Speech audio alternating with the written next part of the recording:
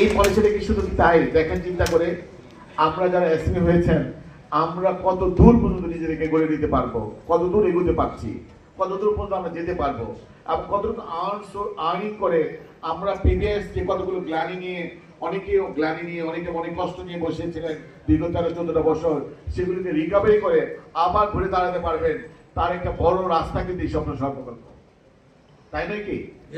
এই ক্ষেত্রে যদি এই ধরনের একটা প্ল্যানিং যিনি করতে পারেন, যার মাথায় এত সুন্দর একটা চিন্তা চেতনা বা এবং মার্কেটিং সিস্টেম জানেন, তিনি আসলে নর্মাল মানুষ নন, তিনি আসলে একটা মহৎ মানুষ এবং মানবিক মানুষ। যে মানবিক মানুষটা আপনাদের জন্য সবসময় চিন্তা করে থাকেন।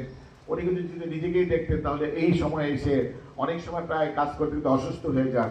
ভদ্রলোকের প্রতি রিয়েলি অনেক অনুভূতি, অনেক মায়া হয় যে উনি তারপরে কাজ করে যান, বলে না অসুবিধা নেই, আমি বাসায় বসে থাকার চাইতে এখানে কাজ করলে ভালো লাগে। এই ধরনের মানুষ আমি কোথাও খুঁজে পাইনি। তা কিন্তু পেটের জন্য কাজ করে যাচ্ছেন না, এখন আপনাদের জন্য কাজ করে যাচ্ছেন। এই আমি একজন বাইরের মানুষ, আমি আপনাদের ডেস্টিনি গ্রুপের আগেও বলেছি কেউ ছিলাম না, কিন্তু আপনাদের ডেস্টিনি গ্রুপের ছিলাম না বলে আরো বেশি আপন হয়ে গেছে।